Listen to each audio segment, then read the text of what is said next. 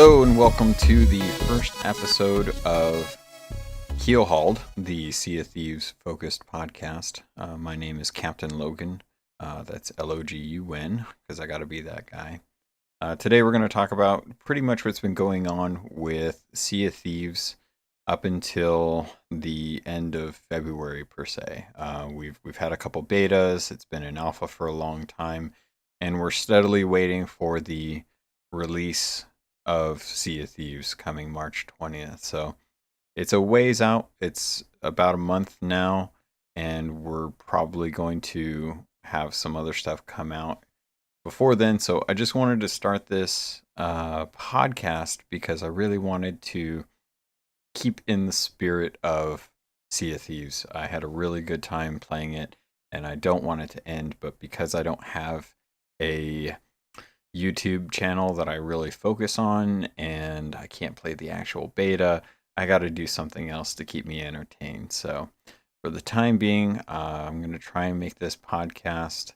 It's going to be a short one because I don't know how much content I can put out on a weekly basis alone. So for right now, I've got some notes that we're going to kind of go through and just work our way catching people up to what's going on with Sea of Thieves. So if you're listening to this and you kind of know what Sea of Thieves is, but you're not really sure about it, the main thing with Sea of Thieves is that this is a Rare-made game. It's a Microsoft title. It's going to be crossplay between Xbox and PC. It's really seamless, actually. One of the first things I noticed was that because you're playing with other people on other systems, the matchmaking is a lot quicker, and you can't really tell like who's on what, and it's a lot better for that. I would much rather not care about what people are on what systems and just be able to enjoy the game with them the way they want to. So I'm personally playing on PC. I've got a gaming rig that I use for a lot of other games, but I've never owned an Xbox past the original one. So for my experience, I've been playing in 4K, 30 frames a second without any problem on mythical settings, and it's a beautiful game. I've been grabbing screenshots as much as I possibly can. So with that game, you're basically a pirate. You're going to be out on the sea. You can either do it alone, you can do it up to 4 people. Once you get past 2 people, you get a bigger galleon ship where you can go from 3 to 4 people. It's a lot of fun. I think I have the most fun when I'm actually playing with 2 people, though. Having a sloop, it's a lot quicker, it's a lot more manageable. For some reason, I just enjoy that more. When you get 3 or more people on a ship, you kind of have to feel like you're leaving one person as a lookout on a big ship. You're a lot more noticeable. It's harder to hide behind certain islands. And most people generally think that you're going in it for the long haul and you want to have a lot of chests on board. So you tend to get attacked, in my experience, a lot more in a galleon than just a sloop because you're not as maneuverable. So with the release coming up, we had a couple betas. The first closed beta was at the end of January, and I got sucked into the game when that was released, or when that opened up, because of streamers, and because streamers were showing what the gameplay was like. I got to kind of see it firsthand. I immediately got home that night, pre-ordered it, and jumped into the beta as much as I could. Probably spent about maybe 15 hours over the course of the beta, at least, since they had extended it to kind of play it, stream it.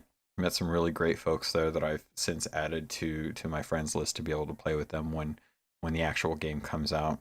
The beta test went so well, they got a lot of data. There was a lot of down server time because they didn't anticipate that kind of action, but they eventually just finished having a 48-hour scaling test, and the scaling test was focused a lot on the loot box trading in system. So if you guys have played the beta, you'd know that when you were actually turning in a lot of those gold hoarder chests, you ran into some problems, and a lot of those problems were based around the registration, or not the registration, but the recognition, or the recognizing of chests. So you would turn in a bunch of chests, and it would kind of take a little time for them to kind of pop in, for you to kind of realize, like, am I actually getting the reputation? Am I actually getting the gold? And they wanted to focus on that because their original intent with that system was they imagined people would get one or two voyages, they'd go out, they would actually get some chests and then head back to the outpost, and then with the outpost they would go ahead and turn in a couple chests, grab a couple more voyages, and then head back out. What they found out was is that people actually like getting a lot of voyages, going out for a long period of time, risking the chance of having their chests stolen, or losing their ship to another ship, and trying to get as many chests as they possibly could. I think there was a challenge during the closed beta to get 100 chests or more. I know a lot of people ended up beating that. I know a lot of people got close and lost a lot of chests and stuff, but it was less painful because it was a closed beta and they knew it was all just kind of current, what they were going to do to what they were going to do to have some fun in the game. A lot of people just went in just trying to actually kill other people. They went and hunted them down specifically without any care or remorse, and that was a lot of fun to get in some of those groups as well too. So with the scaling test done, hopefully we'll find out how well that data came across. I hope that they kind of made that turn-in system a little more robust, have that function kind of work properly for launch. We'll kind of find out because we do still have, we still have a full month before this game is released.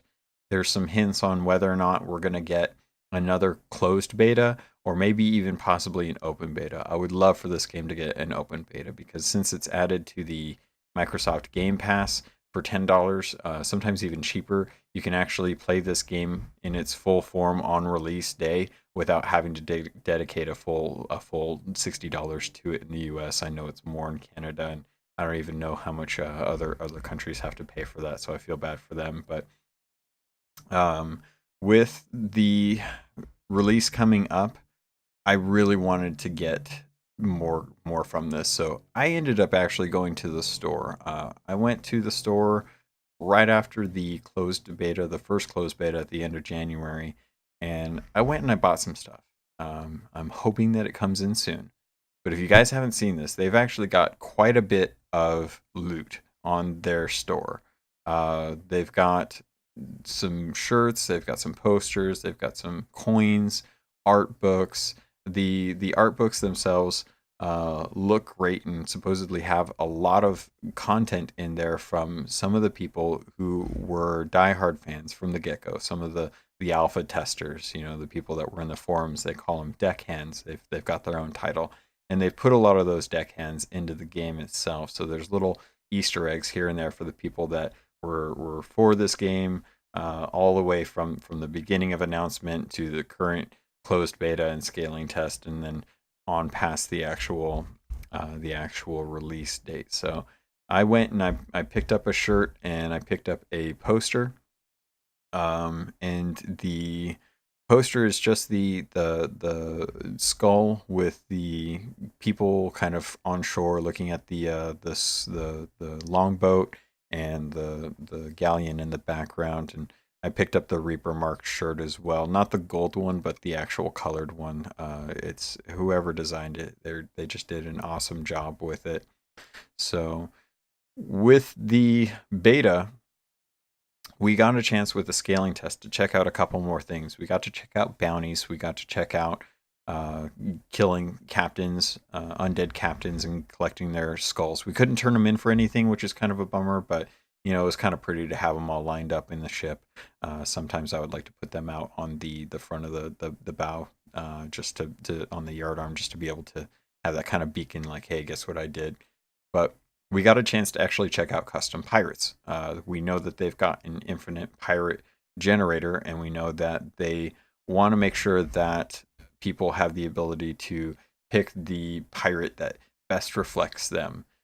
And I like that. I have some issues, though, because right now If you are set with a group of 8 pirates and there's one in there that you really like, but you're not sure, is there going to be something better? If you click the button, or if you hit the right button and you regenerate another 8 pirates, what if there's one the one that you had, it was close, it was pretty much perfect, you're not sure if you want to get on that one though, and you lose that.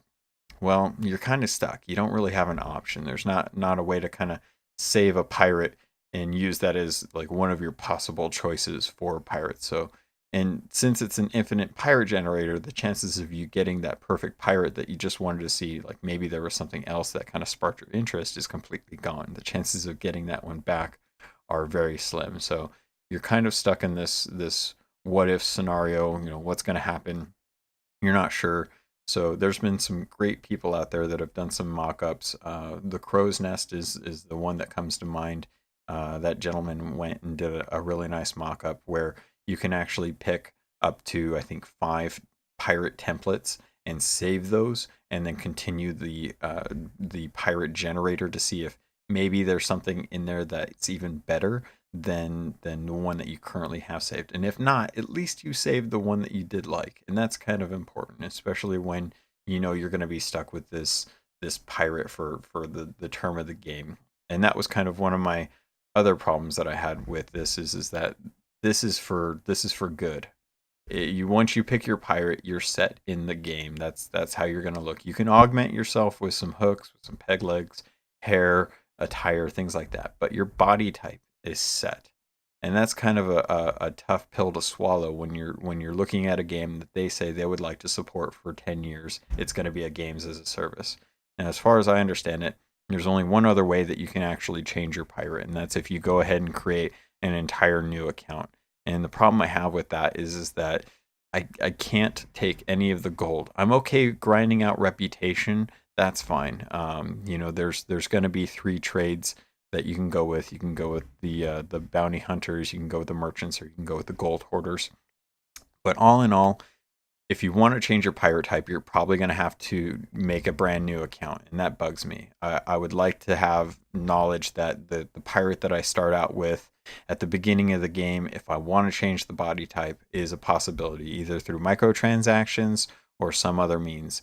But if I can't change it and I have to create a brand new account, then I'm stuck, because what if I've got a lot of gold and I want to take that gold to be able to buy customizations for that new account? Well, there's nothing I can do about it.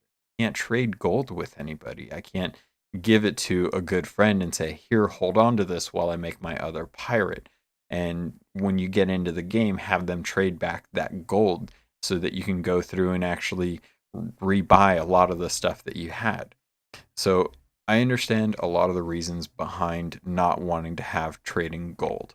The problems come in when you look at other MMOs where they've taken gold trading and turned it into a black market. You can purchase gold online and have it delivered to you for real money. And that really hurts the economy for games. And in a game where a lot of the economy is based around cosmetics, it's not as detrimental as something where you can buy items that can increase your ability to play the game better, which kind of takes it from, it kind of removes a lot of the pain of dealing with loot boxes. Loot boxes have been a really bad problem in a lot of games, but there's got to be a way to support these games post-launch. $60 is nice, but that'll cover the cost of development for the last 3 to 5 years that they've been working on this game. They need to recoup that money, and the only way they can do it is if they charge something. And if you expect the game to continue past the first year or two,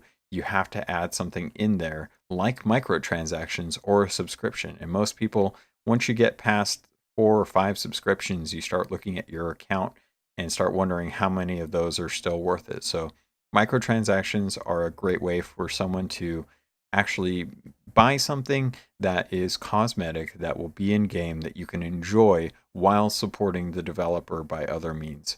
One of the nice things that Rare has decided on is that with their microtransactions, they're going to offer set items for a set cost.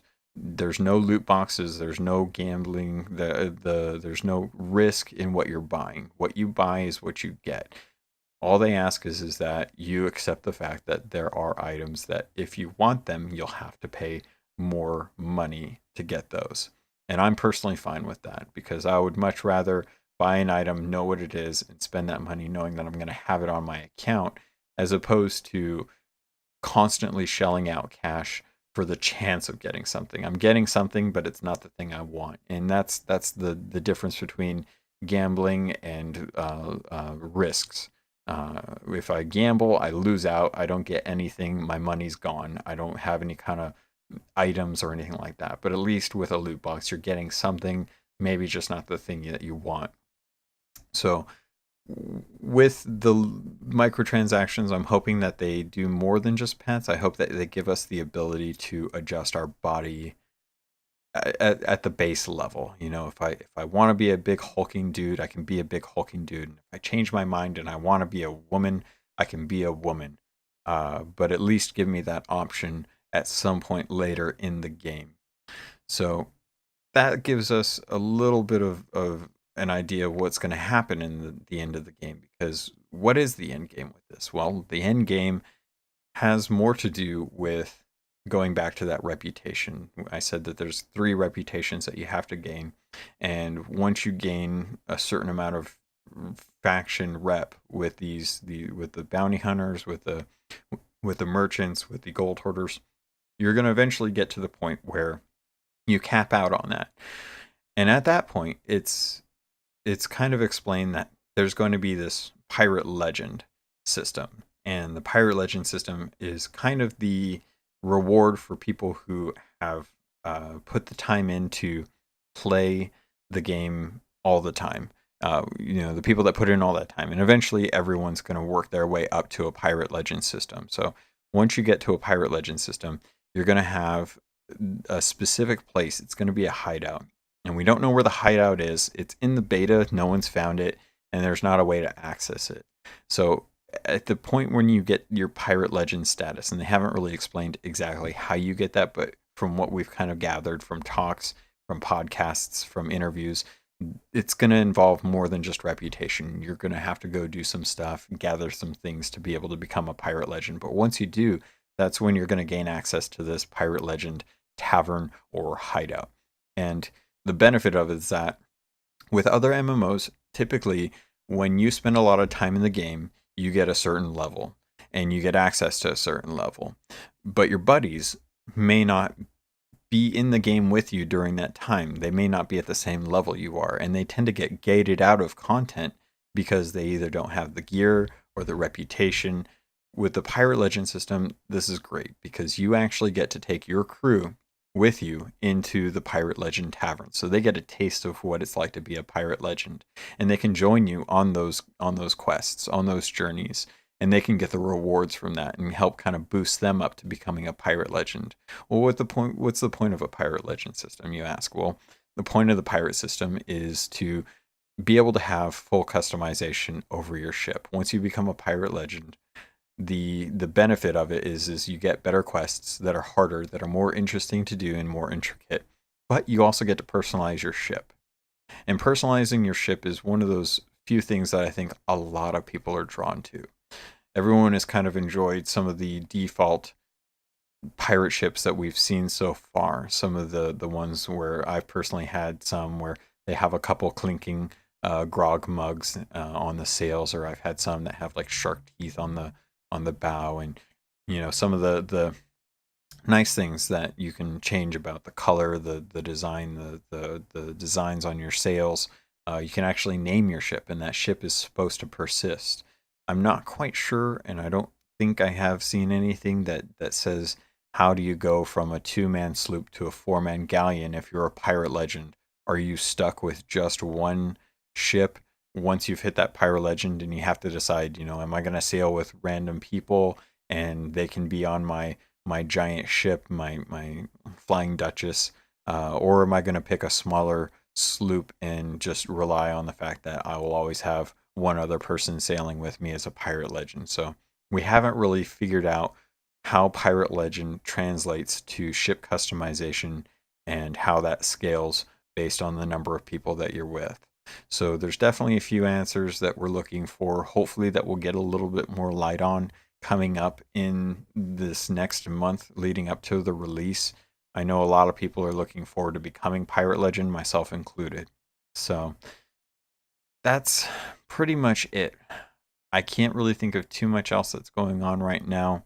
Right now, we're just kind of waiting for Rare to release more content. They have their monthly podcast, hopefully for March before the launch. We know that there's going to be content 3 months after launch, probably around the time of E3. I'm hoping that E3 will actually get a little more information on what Rare plans to do with this game post year one. That we'll see kind of what's coming in 2019.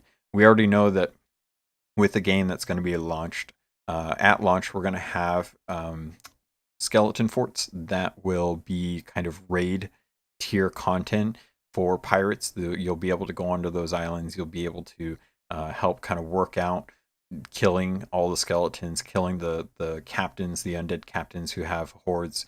And there's going to be loot. There's going to be a cave with a bunch of chests, and they've said that these chests are going to be numerous and more than just what one crew can carry.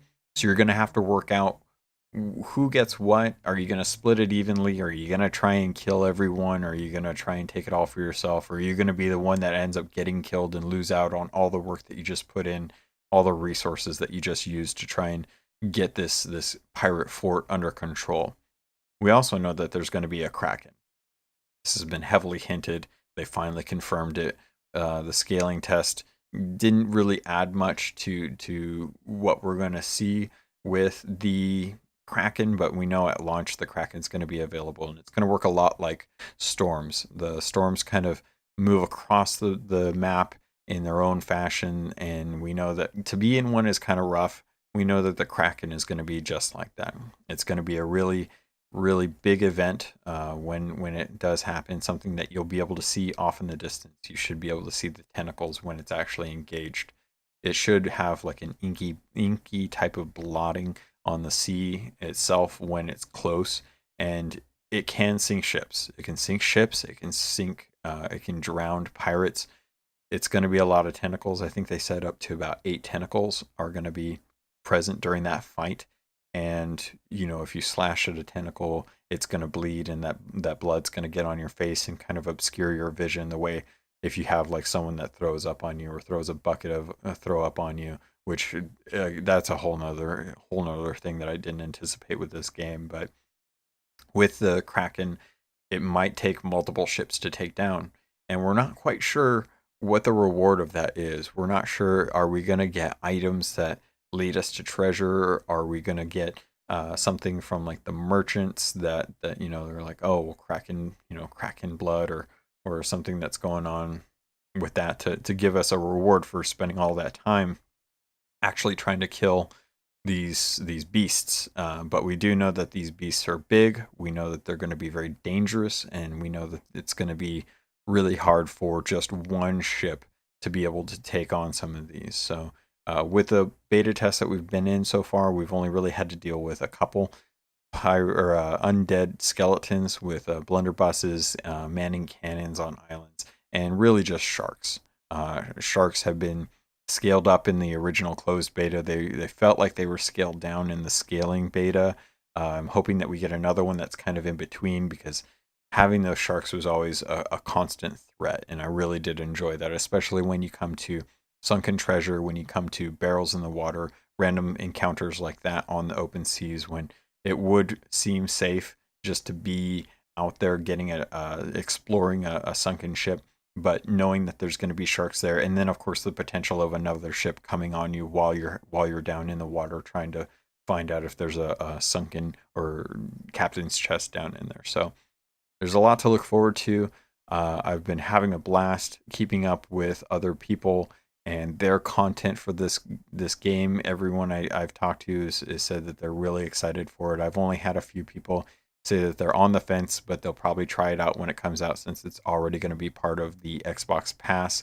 I actually ended up joining a crew called the Iron Fleet on Discord. They're in some of the server or some of the forums on Sea of Thieves actual forums. They're a really nice group of people. They've got a really robust Discord group, so I definitely recommend going there and talking with them. A lot of people are just really passionate about this. There's the Crow's Nest that I've been watching on YouTube. He's got some great content that he's putting out, videos with footage from the actual betas. I tried recording some of the stuff from the beta. I had a hard time getting it at a good resolution, at a high enough fidelity, with not as much actual, not as much kind of stuttering. So I didn't get a whole lot of video that I was happy with. So I probably won't be posting this up on YouTube with any actual video. Sorry, that was my cat sneezing. But hopefully in the coming month, if we do get another beta, I'm going to do some more testing on getting some actual footage for the actual YouTube videos, and I don't know, just have some fun. So if you're looking to comment on this, feel free to hit me up. My email address is captlogun@gmail.com. That's CaptLogun.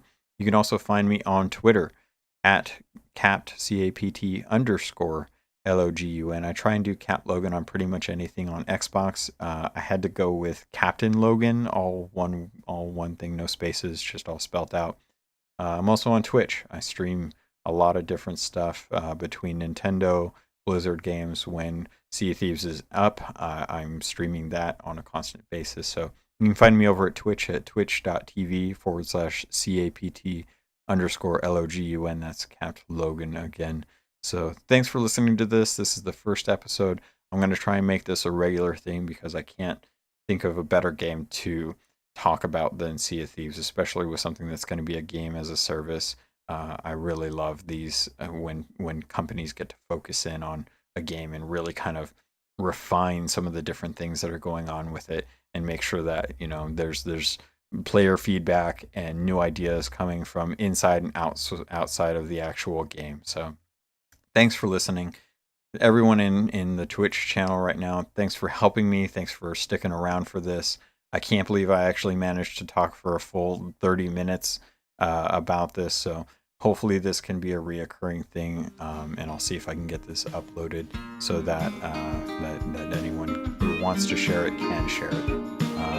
If not, it's just an experiment. So here's to the Keelhauled Podcast, the Sea of Thieves source of news for your enjoyment, and I look forward to sailing with you in the future.